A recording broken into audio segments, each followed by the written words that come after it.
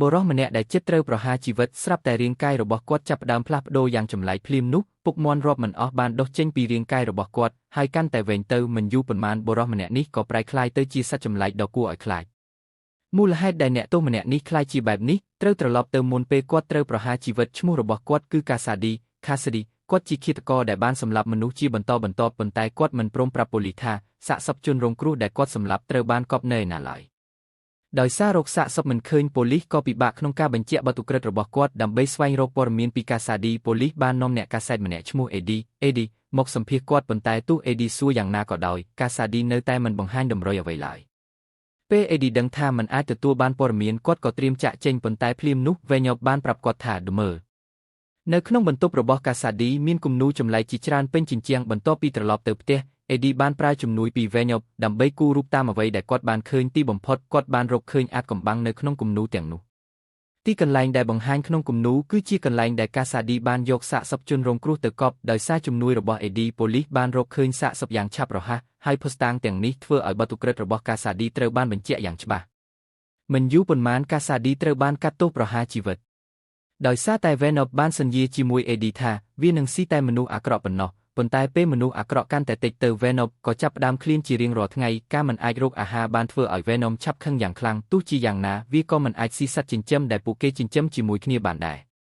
ដើម្បីបំបត្តិការឃ្លានរបស់វេណូអេឌីបាននាំវាទៅហាងរបស់លោកស្រីចិនដើម្បីទិញសូកូឡាលោកស្រីចិនក៏ដឹងច្បាស់ថារាល់ពេលអេឌីមកទីនេះគឺតែងតែមកទិញសូកូឡាឲ្យវេណូប៉ុន្តែមុនពេលអេឌីទៅដល់ធ្នើទំនិញលោកស្រីចិនបានប្រាប់ថាសូកូឡានៅមិនទាន់មកដល់ទេវេញ៉ូខកចិត្តយ៉ាងខ្លាំងហើយក៏ចាប់ផ្ដើមមានគំនិតមួយផ្សេងទៀត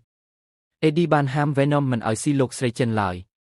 ដោយមិនបានសូកូឡាអេឌីក៏នាំវេញ៉ូទៅស្ថានចិញ្ចឹមមាន់ទោះវេញ៉ូមិនចូលចិត្តស៊ីមាន់ក៏ដោយដើម្បីកុំឲ្យឃ្លានវាក៏បង្ខំចិត្តលេបមាន់ពីក្បា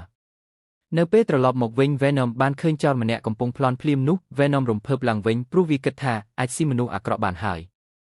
វេណូបានបង្ហាញខ្លួននៅចំពោះមុខចោរភ័យខ្លាចហើយរត់គេចភ្លាមប៉ុន្តែវេញ៉ូមិនអនុញ្ញាតឲ្យគេរត់ផុតឡើយវាចាប់ចោរលើកឡើងហើយត្រៀមនឹងស៊ីតែអេឌីបានបញ្ជាឲ្យវាឈប់អេឌីមិនយល់ព្រមឲ្យវេណូស៊ីបុរសនោះទេដូច្នេះវេណូក៏បោះចោលហើយចាក់ចេញនៅពេលពួកគេកំពុងត្រឡប់ទៅវិញអតីតសង្សាររបស់អេឌីឈ្មោះអានីបានទូរស័ព្ទមកហើយប្រាប់ថាចង់ជួបដំបូងអេឌីគិតថាអានីចង់ត្រឡប់មកជាមួយគាត់វិញប៉ុន្តែពេលទៅដល់ភោជនីយដ្ឋានគាត់ទើបដឹងថាអានីកំពុងត្រៀមរៀបការជាមួយអ្នកផ្សេងអេឌីព្យាយាមធ្វើជាមិនអីហើយជូនពរអានីបន្ទាប់មកគាត់ក៏ដើរចេញដោយចិត្តសោកសៅយ៉ាងខ្លាំងនៅតាមផ្លូវត្រឡប់ទៅផ្ទះអេឌីមានអារម្មណ៍អស់សង្ឃឹមរហូតដល់គាត់បើកឡានក្នុងល្បឿនលឿនដូចជាចង់បញ្ចប់ជីវិតខ្លួនឯងសំណាងល្អវេណូបានជួយសង្គ្រោះគាត់ទាន់ពេលដើម្បីលួងលោមចិត្តអេឌីវេណូបានសម្រេចចិត្តធ្វើអាហារពេលព្រឹកឲ្យគាត់បន្ទាប់ពីវល់ញ៉ៃញ៉ៃមួយសន្ទុះវេណូបានយកសម្បត្តិមួយមកឲ្យអេឌីសម្បត្តិនោះសរសេរដោយកាសាឌីដែលកំពុងរងចាំថ្ងៃប្រហារជីវិត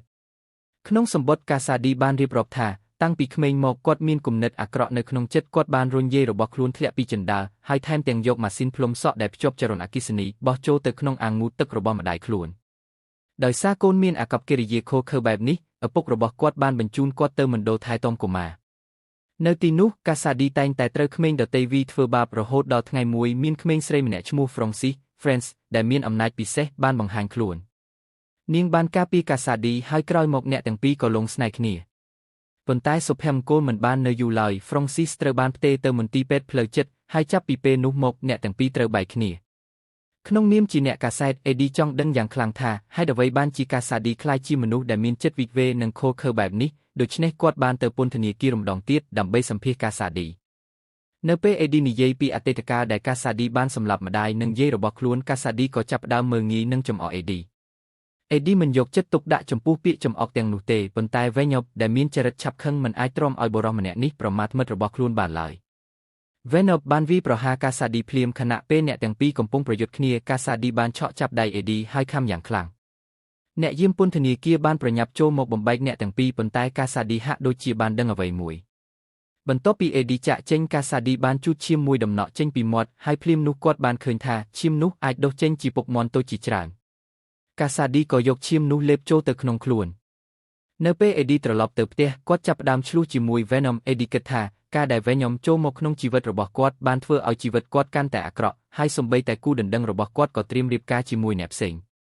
ប៉ុន្តែវេណូគិតផ្ទុយពីនេះវានិយាយថាប្រសិនបើគ្មានវាអេឌីដែលធ្លាប់បរាជ័យនឹងមិនអាចក្លាយជាវីរបុរសបានឡើយ ការឆ្លុះគ្នាកាន់តែខ្លាំងរហូតដល់អ្នកទាំងពីរវាយគ្នាទោះ AD មិនអាចឈ្នះ Venom ក៏ដោយក៏គាត់នៅតែវាយ Venom ដោយកំហឹងទីបំផុត Venom ក៏វាយ AD វិញយ៉ាងខ្លាំងហើយរត់ចេញតាមបង្អួចដោយបែកចេញពី AD ជាផ្លូវការនៅថ្ងៃដែលនោះកាសាឌីត្រូវបាននាំទៅប្រហារជីវិតប៉ុន្តែគាត់មើលទៅមិនមានការភ័យតាមបញ្ជារបស់មេពន្ធនាគារអ្នកយាមបានចាក់សារធាតុពិសេសចូលទៅក្នុងខ្លួនកាសាឌីសារធាតុនោះបានជំរុញឲ្យឈាមរបស់គាត់ចាប់ផ្ដើមផ្លាស់ប្ដូរភ្លាមពុកមាន់រាប់មិនអស់បានផ្ទុះចេញពីរាងកាយរបស់គាត់មនុស្សនៅជុំវិញបានភ័យស្លន់ស្លោទីបំផុតកាសាឌីបានប្រែក្លាយទៅជា Carnage ដែលជាកូនរបស់ Venom Carnage ក៏មានចំណុចខ្សោយចំពោះសម្លេងព្រៃកង់ខ្ពស់ដូច Venom ដែរបន្ទាប់មក Carnage បានចាប់ផ្ដើមសម្លាប់មនុស្សយ៉ាងសាហាវអ្នកយាមពន្ធនាគារជាច្រើនអ្នកត្រូវបានសម្លាប់បន្ទាប់មកវាបានដោះលែងអ្នកទោសទាំងអស់ហើយការបង្ហាញខ្លួនរបស់ Carnage បានធ្វើឲ្យអ្នកទោសទាំងនោះស្រែកអបអរអំណាចរបស់ Carnage កាន់តែគួរឲ្យខ្លាចវាអាចបង្កើតខ្យល់គួចហើយថែមទាំងសម្លាប់មេពន្ធនាគារដែលជាអ្នកបញ្ជាឲ្យប្រហារជីវិតវាបន្ទាប់មក Carnage ក៏ដើរចេញពីពន្ធនាគារយ៉ាងស្ងៀមស្ងាត់នៅម្ខាងទៀត AD បានឃើញព័ត៌មានតាមទូរទស្សន៍ថាកាសាឌីបានរត់គេចពីពន្ធនាគារមុនពេលគាត់អាចគិតអ្វីបានស្រាប់តែមានសម្លេងគោះទ្វារយ៉ាងខ្លាំងពីខាងក្រៅ AD បើកទ្វារហើយឃើញប៉ូលីសមករកគាត់ពួកគេចង់ស្វែងរកតម្រុយថាកាសាឌីអាចទៅណាប៉ុន្តែ AD ក៏មិនដឹងដែរដូច្នេះប៉ូលីសក៏ត្រឡប់ទៅវិញបន្ទាប់ពីប៉ូលីសចាក់ចេញ AD ចាប់ផ្ដើមស្វែងរកតម្រុយពីសម្បត្តិនិងគំនូររបស់កាសាឌីប៉ុន្តែមិនទទួលបានអ្វីឡើយនៅពេលនោះ AD បាននឹកឃើញមណ្ឌលកុមារកំព្រាដែលកាសាឌីធ្លាប់រស់នៅកាលពីក្មេងគាត់ក៏ទៅកាន់មណ្ឌលកុមារកំព្រាដែលត្រូវបានបោះបង់ចោលនោះតែម្នាក់ឯងនៅទីនោះទីបំផុត AD បានរកឃើញអាថ៌កំបាំងរបស់កាសាឌីចំណែកកាសាឌីដែលបានរត់គេចចេញពីពន្ធនាគារក៏បានទៅដល់មន្ទីរពេទ្យផ្លូវចិត្តគោលបំណងរបស់គេគឺចង់ជួយសង្គ្រោះមិត្តស្រីរបស់គេដែលត្រូវបានឃុំទុកនៅទីនោះអស់រយៈពេលយូរ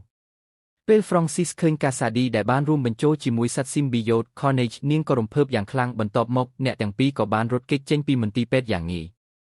ចំណែកឯ Venom បន្ទាប់ពីបែកចេញពី AD ក៏មានអារម្មណ៍សោកសៅយ៉ាងខ្លាំង Venom គិតថា AD បានបោះបង់ខ្លួនចោលដូច្នេះគេរត់ទៅផឹកស្រានៅបាររហូតដល់ស្រវឹងយ៉ាងខ្លាំងបន្ទាប់មក Venom ក៏បានទៅរកលោកស្រី Chen ម្ដងទៀតប៉ូលីសជឿថា AD កំពុងលាក់បាំងអ្វីមួយដូច្នេះពួកគេបាននាំ AD ទៅប៉ុស្តិ៍ប៉ូលីសដើម្បីសួរចម្លើយ AD បានដឹងពីប៉ូលីសថាកាសាឌីក៏មានសត្វ Symbiote មួយនៅក្នុងខ្លួនដែរប៉ូលីសថែមទាំងសង្ស័យថា AD ប្រហែលជាអ្នកជួយឲ្យកាសាឌីក្លាយជាមនុស្សបែបនេះដោយសារតែស្ថិតក្នុងស្ថានភាពលំបាក AD គ្មានជំរើសក្រៅពីសុំជំនួយពីអតីតមិត្តស្រីរបស់គេគឺអេង AD បានសុំឲ្យអេងទៅរក Venom ឲ្យគេជាបន្ទាន់អេងក៏បានទៅដល់ហាងរបស់លោកស្រី Chen អេងតើអ្នកចង់បានអ្វីលោកស្រី Chen ទេនាងជាជនជាតិអាល្លឺម៉ង់អេងស្ដាប់ខ្ញុំអ្នកបានធ្វើឲ្យ AD ខូចចិត្តអ្នកដឹងថា Venom នៅឯណាតើអ្នកចង់ធ្វើឲ្យគេខូចចិត្តម្ដងទៀតឬអេងចាប់ផ្ដើមឆ្ងល់ថាហេតុអ្វីបានជានាងត្រូវយកចិត្តទុកដាក់ចំពោះរឿងនេះភ្លាមនោះនាងក៏នឹកឃើញថាតើ Venom កំពុងស្ថិតនៅក្នុងខ្លួនលោកស្រី Chen ឬ Venom ក៏មិនលាក់ខ្លួនទៀតដែរហើយបានបង្ហាញរូបរាងពិតរបស់ខ្លួនប៉ុន្តែគេនៅតែមិនព្រមអភ័យទោសឲ្យ AD ឡើយនៅពេលនេះអេងត្រូវប្រើវិធីតាក់ទាញ Venom ដើម្បីឲ្យគេយល់ព្រមត្រឡប់ទៅជួយ AD អេងអ្នកគឺជាមនុស្សដែលលយបំផុតក្តៅគប់បំផុតនិងក្លាហានបំផុត Venom មែនឬអេងខ្ញុំចូលចិត្តមើលអ្នកពេលអ្នកប្រយុទ្ធតោះយើងទៅជួយមនុស្សឈួតនោះបន្ទាប់មកអេងក៏ត្រឡប់ទៅប៉ុស្តិ៍ប៉ូលីសវិញហើយ Venom ដែលកំពុងស្ថិតក្នុងរាងរបស់ស្ត្រីក៏បានបង្ហាញខ្លួននៅលើកញ្ចក់កាមេរ៉ាម្ដងទៀតពេលប៉ូលីសដឹងខ្លួនបន្ទប់សួរចម្លើយបាននៅទេបាត់ទៅហើយនៅម្ខាងទៀតកាសាឌីបានរកឃើញមិត្តស្រីរបស់ខ្លួនហើយដូច្នេះគោលដៅបន្ទាប់របស់ Carnage គឺ Venom ព្រោះប្រសិនបើ Carnage អាចលេបយកឪពុករបស់ខ្លួនបានវានឹងធ្វើឲ្យវាកាន់តែខ្លាំងដូច្នេះ Shriek បានចាប់យកអេងដើម្បីបង្ខំឲ្យ Venom ចេញមកប្រយុទ្ធ Venom ឯងនៅណា Carnage នៅទីនេះហើយ Venom បាត់អ្នកឪពុកភ្លាមនោះ Venom ត្រូវបានបង្ខំឲ្យត្រឡប់ចូលទៅក្នុងខ្លួន AD វិញតាមធម្មតា Symbiote ជំនាន់ក្រោយតែងតែមានកម្លាំងខ្លាំងជាងជំនាន់មុនហើយ Carnage គឺជាសត្វដែលមានធម្មជាតិជាអ្នកសម្លាប់តាំងពីកំណើតដូច្នេះវាកាន់តែគ្រោះថ្នាក់ AD បានសន្យាជាមួយ Venom ថាប្រសិនបើពួកគេអាចកម្ចាត់ Carnage បាន Venom អាចញ៉ាំមនុស្សទាំងអស់នៅទីនេះបានលើកលែងតែបូជាចារ្យម្នាក់ប៉ុណ្ណោះ Venom សន្យា AD ខ្ញុំសន្យាបន្ទាប់មកការប្រយុទ្ធដ៏ធំបានចាប់ផ្ដើមដំបូង Venom និង Carnage ប្រយុទ្ធគ្នាយ៉ាងប្រកៀកប្រកិតប៉ុន្តែបន្តិចម្ដង Carnage ចាប់ផ្ដើមមានប្រៀបតាមស្ថានភាពនៅពេលនេះ Venom ហាក់ដូចជាមិនអាចឈ្នះសមាជិកណាមួយក្នុងត្រកូលរបស់ខ្លួនបានឡើយពីមុនគឺ Riot ហើយឥឡូវនេះក៏មាន Carnage ទៀតប៉ុន្តែ Carnage មិនចង់សម្លាប់ Venom ភ្លាមទេវាចង់ឲ្យ Venom មើលឃើញអេងស្លាប់នៅចំពោះមុខខ្លួន Venom ដេកនៅលើដីដោយគ្មានកម្លាំងតស៊ូខណៈពេលនោះ Carnage បានឡើងទៅដល់កំពូលប៉ុមនៃព្រះវិហារទោះបីជារងរបួសធ្ងន់ក៏ដោយ Venom នៅតែខំក្រោកឈរឡើងព្រោះអេងគឺជាមនុស្សដែល AD និង Venom ស្រឡាញ់បំផុត នៅពេល Carnage បើកមាត់ដ៏ធំរបស់វាហើយត្រៀមនឹងខំក្បាល N នោះ Venom បានលោតចុះពីលើភ្លាមដើម្បីជួយសង្គ្រោះនាងឈុតនេះស្ទើរតែដូចឈុតល្បីមួយរបស់ Spider-Man ដែលបានប្រឹងប្រែងជួយសង្គ្រោះ Gwen ប៉ុន្តែជាអកុសល Spider-Man មិនអាចជួយសង្គ្រោះ Gwen បានទេខណៈ Venom អាចជួយសង្គ្រោះ N បានបន្ទាប់មក Venom ដែលកំពុងមានសភាពខ្សោយបានប្រើប្រាស់សម្លេងដ៏ខ្លាំងរបស់មនុស្សមួយតង់ Shriek ដើម្បីបំបែក Carnage ចេញពី Cassidy និងបំបែក Venom ចេញពី Eddie ផងដែរគ្រប់គ្នាសុទ្ធតែដឹងថា Symbiote ក្នុងត្រកូលនេះមានចំណុចខ្សោយធំបំផុតមួយគឺសម្លេងដែលមានប្រេកង់ខ្ពស់និងខ្លាំងៗ Venom ឈួតមែនទែន